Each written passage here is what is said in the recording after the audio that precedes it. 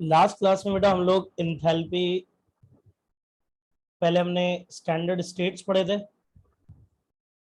और फिर standard enthalpy changes पढ़ रहे थे।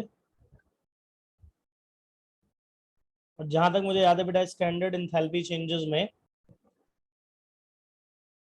हमने स्टैंडर्ड इंथैल्पी ऑफ रिएक्शन और स्टैंडर्ड इंथैल्पी ऑफ फॉर्मेशन की बात कर ली थी।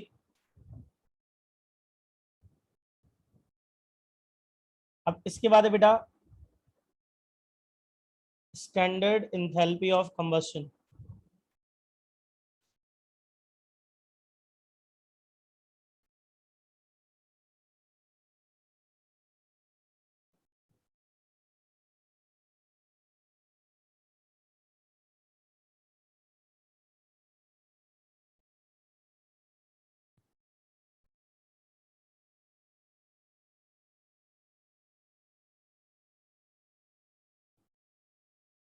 ठीक है बेटा, इसके बाद है स्टैंडर्ड इंथैल्पी ऑफ कंबस्शन। अब स्टैंडर्ड इंथैल्पी ऑफ कंबस्शन क्या है?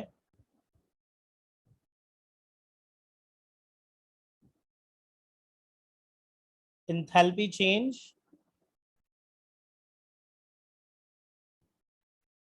when 1 mole of a substance is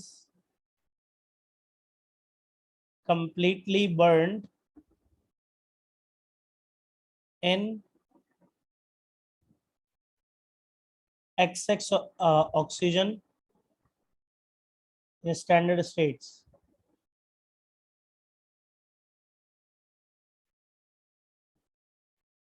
अच्छा बेटा, जब आप किसी भी एक सब्सटेंस की कंबस्शन कर रहे हो, तो बेटा जब किसी भी सब्सटेंस के 1 मोल की कंप्लीट कंबस्शन होगी, जैसे कि भाई हमारे बर्नर्स में मीथेन गैस होती है, तो जब 1 मोल मीथेन की कंप्लीट कंबस्शन होगी अंडर स्टैंडर्ड कंडीशंस, तो जितनी हीट उसमें इवॉल्व होती है, तो मीथेन के 1 मोल की कंप्लीट कंबस्शन में 890.4 किलो जूल हीट रिलीज होती है। तो ये क्या कहलाएगी? मीथेन की स्टैंडर्ड इंथैल्पी ऑफ कंबस्शन। ठीक है भाई, कंबस्शन आप सब लोग जानते हैं कि जब कोई भी सब्सटेंस हवा की या एक्सेस ऑक्सीजन में जलता है, उसकी वो बर्न होता है, तो इसे हम कंबस्शन कहते हैं। तो बेटा जब किसी भी सब्सटेंस के 1 मोल की कंप्लीट कंबस्शन होगी इन स्टैंडर्ड स्टेट्स, तो जितनी हीट उसमें इवॉल्व होगी वो क्या कहलाएगी? Standard enthalpy of combustion. तो अब आप देख लो, इक्वेशन में मीथेन का कोफिशिएंट 1 है ना, तो इसका मतलब ये 1 मोल मीथेन की कंप्लीट कंबस्शन है, जिसमें टोटल कितनी हीट रिलीज हो रही है? 890.4 किलो जूल। तो बेटा ये क्या होगी? मीथेन की स्टैंडर्ड इंथैल्पी ऑफ कंबस्शन।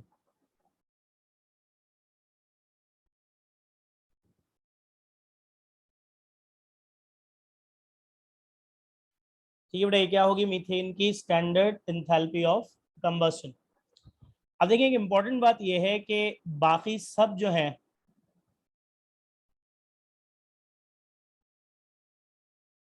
वो क्या होते हैं? Sum of enthalpy of products minus sum of enthalpy of reactants. बेटा इंथैल्पी ऑफ कंबस्शन उल्टा है बस। याद रखिएगा कि इंथैल्पी ऑफ कंबस्शन में enthalpy of reactants minus enthalpy of products होता है। ठीक है भाई, बात याद रखिएगा कि बाकी सब क्या होते हैं? Enthalpy of products minus enthalpy of reactants.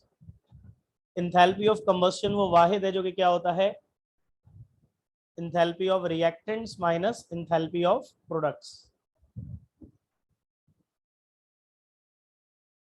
ठीक है भाई, अब इसके बाद है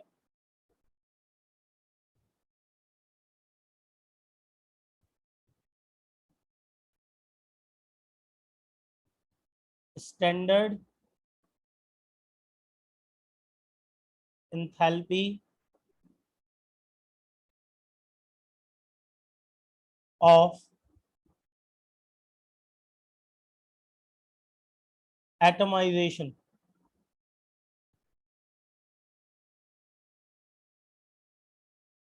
ठीक है भाई, इसके बाद है standard enthalpy of atomization. Now what is enthalpy of atomization?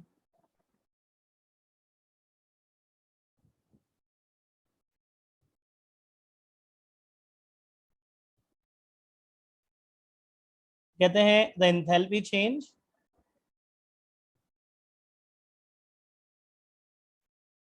when 1 mole of gaseous atoms are formed from its elements. ठीक है भाई, the enthalpy change when 1 mole of gaseous atoms are formed from its elements at standard states.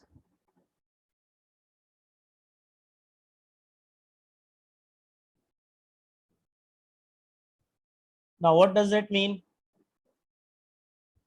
भाई जिस तरह hydrogen है, ठीक है भाई, हाइड्रोजन किस फॉर्म में पाई जाती है? H2 की फॉर्म में। पता है ना बेटा, हाइड्रोजन किस फॉर्म में पाई जाती है? डाई एटॉमिक मॉलिक्यूलर फॉर्म में।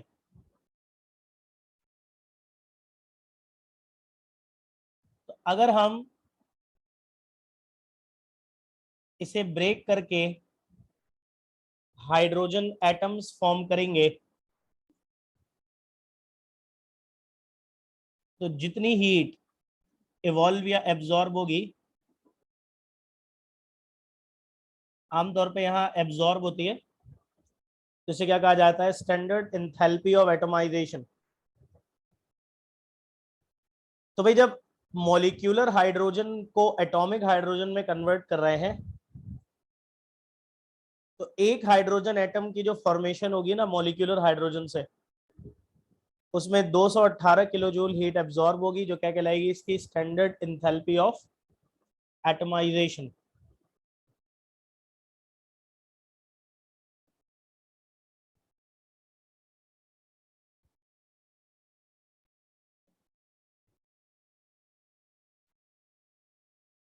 बिल्कुल इसी तरह आप सब जानते हैं बेटा कि क्लोरीन भी डायटोमिक फॉर्म में होती है। तो अगर हमें क्लोरीन मॉलिक्यूल्स को ब्रेक करके क्लोरीन एटम बनाना है, तो 1 मोल क्लोरीन एटम बनाने के लिए जितनी हीट एब्जॉर्ब होगी वो क्या कहलाएगी? उसकी स्टैंडर्ड एंथैल्पी ऑफ एटमाइजेशन, जो कि क्लोरीन की कितनी है? Plus 121 kilo joules.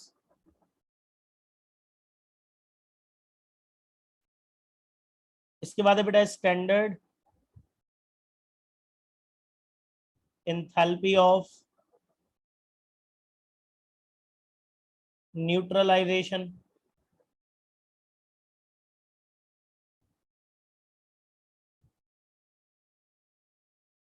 ठीक है बेटा, standard enthalpy of neutralisation.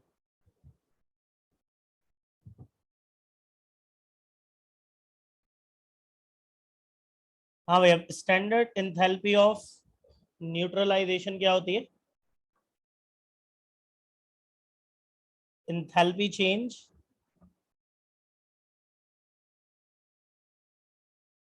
when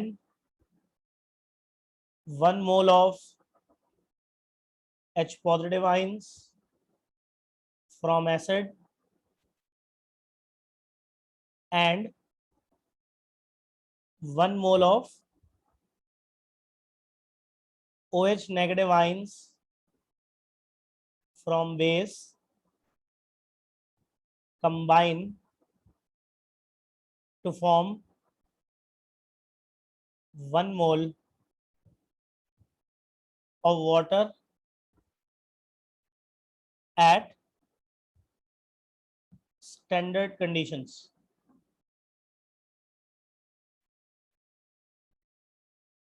At standard conditions. अच्छा भाई ध्यान से सुनिएगा।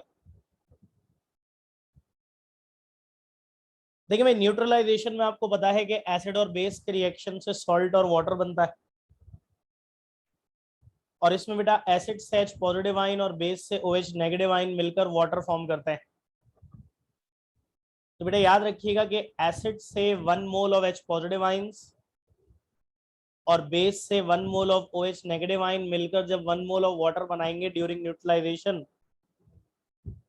तो जितनी हीट उसमें इवॉल्व या एब्जॉर्ब होगी, यानी जो भी इंथैल्पी चेंज होगा, वो क्या कहलाएगा? Standard enthalpy of neutralisation, obviously at standard conditions और स्टैंडर्ड स्टेट्स। ठीक है भाई, तो आप सब जानते हैं कि न्यूट्रलाइजेशन में एसिड और बेस के रिएक्शन से क्या बनता है? सॉल्ट और वाटर। ठीक है भाई, अब वाटर कैसे बनता है? एसिड से H पॉजिटिव आयन और बेस से OH नेगेटिव आयन के कॉम्बिनेशन से। तो क्या कह रहे हैं बेटा कि जब 1 मोल H पॉजिटिव आयंस एसिड से और 1 मोल OH नेगेटिव आयन बेस से मिलकर 1 मोल वाटर बनाएंगे ड्यूरिंग न्यूट्रलाइजेशन, तो इसमें जितनी हीट इवॉल्व या एब्जॉर्ब होगी वो क्या कहलाएगी? Standard enthalpy of neutralization. Sorry, हाँ। अब एक ध्यान से सुनिएगा ये बात, सबसे मशहूर neutralisation reaction NaOH aqueous,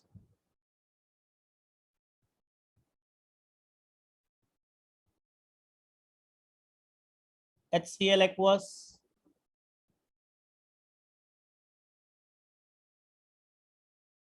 NaCl aqueous,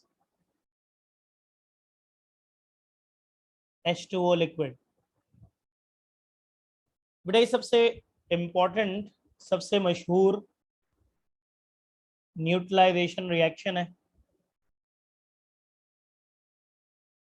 standard enthalpy of neutralisation है -57.4 किलो जूल्स।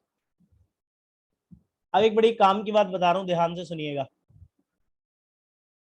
देखो भाई, एक कॉन्सेप्ट जो कि सिंध बोर्ड में था ही नहीं, अगर आपको याद हो तो आप जो बैलेंसिंग इक्वेशन करते थे बाय आयन इलेक्ट्रॉन मेथड, उस बैलेंसिंग इक्वेशन में अगर आपको मॉलिक्यूलर इक्वेशन गिवन होती थी तो पहले आप उसे आयोनिक में कन्वर्ट करते थे, जिसका सही तरीका सिंध बोर्ड में गिवन नहीं। अब उसका सही तरीका बता रहा हूं बेटा। उसके लिए स्टेट सिंबल्स का मेंशन होना बहुत जरूरी है। What are state symbols? बेटा जो कि ये बताते हैं कि रिएक्टेंट और प्रोडक्ट किस स्टेट में है। जैसे NaOH के आगे क्या लिखा हुआ है? AQ मतलब एक्वस सॉल्यूशन। HCl के आगे भी क्या लिखा हुआ है? AQ मतलब एक्वस सॉल्यूशन। NaCl के आगे भी क्या लिखा हुआ है? AQ मतलब एक्वस सॉल्यूशन। और H2O के आगे क्या लिखा हुआ है? L मतलब लिक्विड। कहीं अगर G लिखा हुआ है तो मतलब होगा गैस, और कहीं S लिखा हुआ है तो मतलब होगा सॉलिड। बेटा करना ये होता है आपको कि जितने भी एक्वस हैं उन्हें आयंस में ब्रेक कर दोगे, और जो सॉलिड लिक्विड या गैस है उनको वैसे ही रहने दोगे। अब जैसे बेटा NaOH एक्वस है, इसका Na पॉजिटिव आयन अलग लिखूंगा और OH नेगेटिव आयन अलग लिखूंगा। ऐसे ही बेटा HCl भी एक्वस है, तो इसका H पॉजिटिव अलग लिखूंगा, Cl नेगेटिव अलग लिखूंगा। NaCl भी एक्वस है, तो इसका Na पॉजिटिव अलग लिखूंगा, Cl नेगेटिव अलग।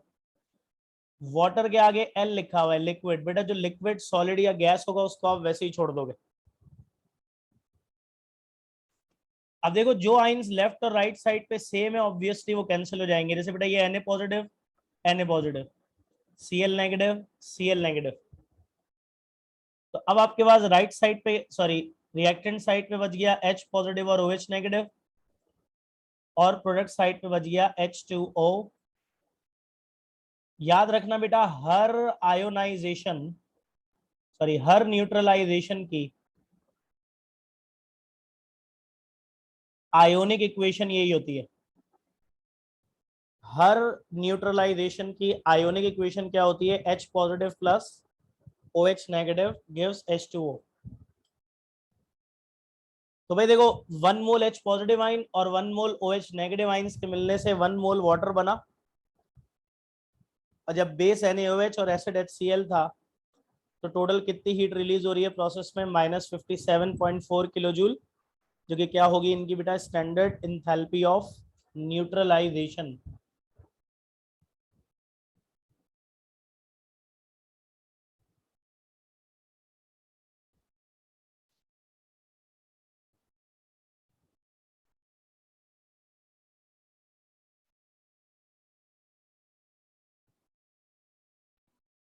इसके बाद है बेटा स्टैंडर्ड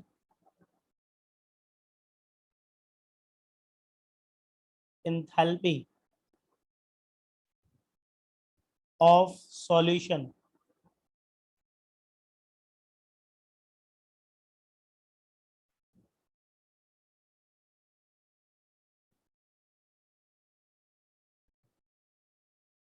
हाँ भाई, स्टैंडर्ड इंथैल्पी ऑफ सॉल्यूशन। अब ये स्टैंडर्ड इंथैल्पी ऑफ सॉल्यूशन क्या है?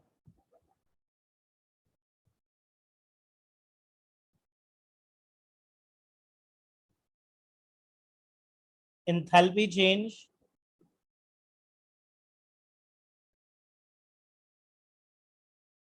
when 1 mole of a substance is completely dissolved in solvent। बेटा जब किसी भी सब्सटेंस के 1 मोल को हम कंप्लीटली डिसॉल्व कर देंगे सॉल्वेंट में, ठीक है भाई, जब किसी भी सब्सटेंस के 1 मोल को सॉल्वेंट में कंप्लीटली डिसॉल्व कर देंगे तो बेटा वो कंप्लीटली डिसॉल्व हो गया, ये कैसे पता चलता है? कि heat change, detectable heat change होना रुक जाता है। जब तक डिसॉल्व हो रहा होगा ना, जब तक टेम्परेचर जो है वो इंक्रीज या डिक्रीज हो रहा होता है, ठीक है। जब टेम्परेचर इंक्रीज या डिक्रीज होना बंद हो जाता है तो हम कहते हैं कि जी 1 mole of that substance completely dissolve हो गया पानी में। और इस प्रोसेस में जितना इंथैल्पी चेंज होता है उसे स्टैंडर्ड इंथैल्पी ऑफ सॉल्यूशन कहा जाता है। जैसे भाई जब 1 मोल ऑफ अमोनियम क्लोराइड को पानी में कंप्लीटली डिसॉल्व करेंगे तो NH4 positive Cl negative ions बनेंगे, और स्टैंडर्ड इंथैल्पी ऑफ सॉल्यूशन इसकी कितनी होगी? 15.1 किलो जूल। ऐसे ही जब HCl को डिसॉल्व करेंगे पानी में, H पॉजिटिव और Cl नेगेटिव में आयनाइज होगा। Standard enthalpy of solution -75 kilo joules. मैंने क्या बताया बेटा, जब किसी भी सब्सटेंस के 1 मोल को आप कंप्लीटली डिसॉल्व कर दोगे सॉल्वेंट में तो जितना इंथैल्पी चेंज होगा स्टैंडर्ड कंडीशंस में वो क्या कहलाएगा? Standard enthalpy of solution. और कंप्लीटली डिसॉल्व होने का मतलब मैंने क्या बता दिया कि बेटा जब सॉल्यूशन में हीट चेंज होना रुक जाए तो आप समझ जाओगे कंप्लीट डिसॉल्व हो चुका है, ठीक है बेटा। तो जब तक, यानी कि जब आपने मिलाना शुरू किया, जब से लेकर जब तक हीट चेंज होना रुक गया, तो जितनी टोटल हीट इवॉल्व या एब्जॉर्ब होगी उसे क्या कहा जाएगा? Standard enthalpy of solution.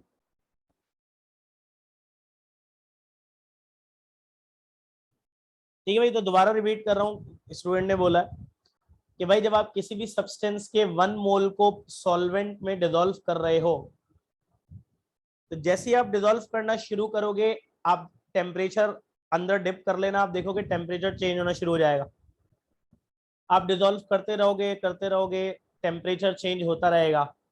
एक टाइम आएगा जब टेम्परेचर चेंज होना स्टॉप हो जाएगा। जैसे ही टेम्परेचर चेंज होना स्टॉप हो गया, यानी टेम्परेचर एक जगह पर फिक्स हो गया, तो हम कहेंगे कि जी वो 1 मोल ऑफ सब्सटेंस सॉल्वेंट में पूरी तरह से डिसॉल्व हो गया। अब जब आपने डिसॉल्व करना स्टार्ट किया था, जब से लेकर जहां हीट चेंज होनी या टेम्परेचर चेंज होना रुक गया, वहां तक जितना इंथैल्पी चेंज होगा या जितनी टोटल हीट इवॉल्व या एब्जॉर्ब होगी, उसे क्या कहेंगे? Standard enthalpy of solution. समझ में आ गया बेटा सबको? यहां तक जल्दी से बताइएगा। आपको standard enthalpy of combustion, standard enthalpy of atomisation, standard enthalpy of neutralisation, standard enthalpy of solution, ये सब बताए। जल्दी से बता दें बेटा, क्लियर है सबको?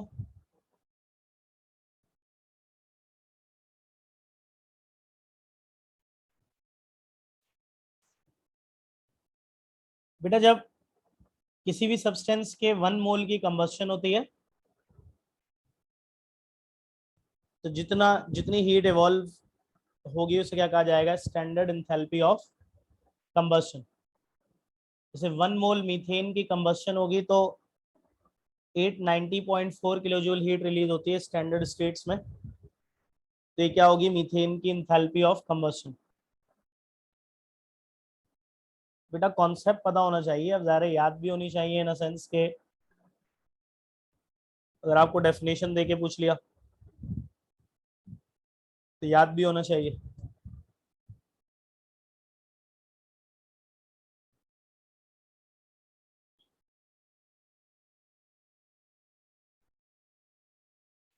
ठीक है भाई, लास्ट है इसमें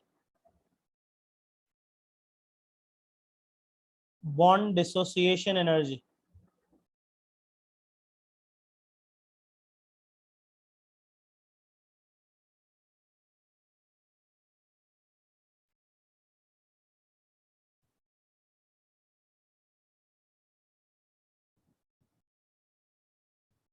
जी बेटा बन सकता है बिल्कुल। आपको कोई भी इक्वेशन दे सकते हैं, इनमें से आपको इक्वेशन से पहचानना होगा कि एक कंबस्शन है तो heat of enthalpy of combustion होगी। अगर फॉर्मेशन है तो इंथैल्पी ऑफ फॉर्मेशन होगी। अगर मॉलिक्यूल एटम्स में ब्रेक हो रहा है यानी एटोमाइजेशन है तो इंथैल्पी ऑफ एटोमाइजेशन होगी। कहने का मकसद ये बेटा कि आपको इक्वेशन देकर भी पूछा जा सकता है कि भाई इसमें जो इंथैल्पी चेंज होगा वो क्या है। तो आपको ये देखना होगा कि अगर कंबस्शन हो रही है तो वो इंथैल्पी ऑफ कंबस्शन होगी। अगर मॉलिक्यूल एटम में ब्रेक हो रहा है तो एंथैल्पी ऑफ एटमाइजेशन होगी। अगर एसिड बेस का रिएक्शन है, सॉल्ट वाटर बन रहा है, तो वो एंथैल्पी ऑफ न्यूट्रलाइजेशन होगी। अगर बस एक सब्सटेंस अपने आयंस में ब्रेक होते हुए दिखा रहे हैं तो वो एंथैल्पी ऑफ सॉल्यूशन होगी।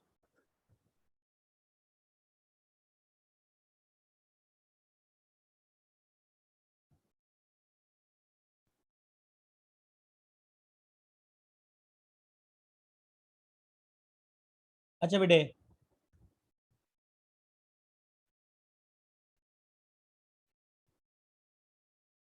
एज आई सेड, लास्ट जो हमें बात करनी है वो बॉन्ड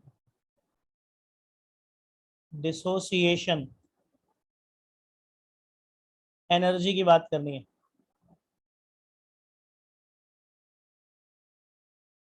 बॉन्ड डिसोसिएशन एनर्जी क्या होती है? डिफाइन करने के दो तरीके हैं।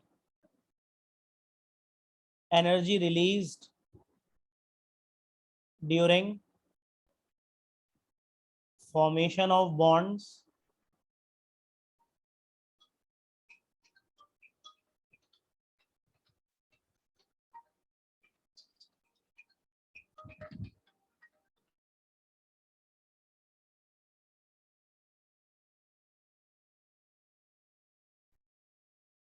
ठीक है। तो energy release during bond formation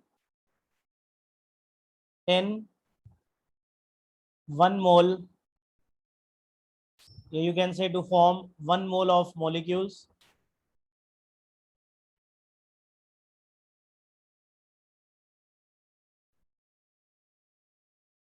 और दूसरा तरीका डिफाइन करने का, energy required to break the bonds of 1 mole molecules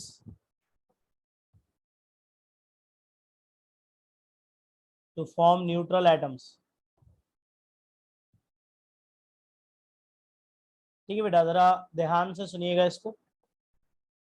ये तो आप जानते हैं कि बॉन्ड फॉर्मेशन एक्सोथर्मिक होता है, यानी बॉन्ड फॉर्मेशन के दौरान हीट रिलीज होती है, और बॉन्ड ब्रेकडाउन एंडोथर्मिक होता है। ठीक है बेटा, उसके लिए हीट एनर्जी एब्जॉर्ब होती है। बेटे अगर एटम्स के कॉम्बिनेशन से 1 मोल ऑफ मॉलिक्यूल्स फॉर्म होंगे, तो जितनी हीट रिलीज होगी वो क्या कहलाएगी? Bond dissociation energy, simply bond energy. बेटा जब बॉन्ड फॉर्मेशन की बात करेंगे ना, तो इसे बॉन्ड एनर्जी कहेंगे, बॉन्ड डिसोसिएशन एनर्जी नहीं कहेंगे। यानी अगर मैं सिर्फ बॉन्ड एनर्जी कह रहा हूं, तो इसका मतलब क्या होगा कि जब एटम्स के कॉम्बिनेशन से 1 मोल ऑफ मॉलिक्यूल्स बनेंगे, तो जितनी इंथैल्पी चेंज होगी वो क्या कहलाएगी? Bond energy. अच्छा, इसी को उल्टा कर दें कि जब 1 मोल मॉलिक्यूल्स ब्रेक होंगे न्यूट्रल एटम्स में, तो जितनी एनर्जी एब्जॉर्ब होगी उसे हम कहेंगे बॉन्ड डिसोसिएशन एनर्जी। अब देखो वैल्यू सेम होती है,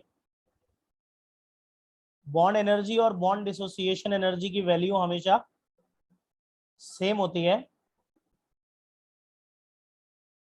सिर्फ साइन का डिफरेंस है। तो बेटा जब एटम्स के कॉम्बिनेशन से 1 मोल ऑफ मॉलिक्यूल्स बनते हैं, तो जितनी हीट रिलीज होती है वो बॉन्ड एनर्जी कहलाती है। और जब बेटा 1 मोल मॉलिक्यूल्स अपने एटम्स में ब्रेक होते हैं, तो जितनी एनर्जी एब्जॉर्ब होती है वो बॉन्ड डिसोसिएशन एनर्जी कहलाती है। और दोनों की वैल्यू सेम होती है, बस साइन ऑपोजिट होता है। तो बेटा जब हाइड्रोजन एटम्स के कॉम्बिनेशन से 1 मोल ऑफ हाइड्रोजन मॉलिक्यूल बनेंगे, तो 435 किलो जूल पर मोल हीट क्या होगी? इवॉल्व। और बेटा जब 1 मोल हाइड्रोजन मॉलिक्यूल्स को ब्रेक करेंगे, तो इतनी ही 435 किलो जूल पर मोल हीट क्या होगी? एब्जॉर्ब, जिसे क्या कहा जाएगा? Bond dissociation energy. ठीक है बेटा, अब बस हेसेस लॉ रह गया और ये चैप्टर खत्म हो जाएगा। ठीक है बेटा, इस मीटिंग का टाइम एंड हो रहा है, मैं ये वाली मीटिंग एंड कर रहा हूँ बेटा।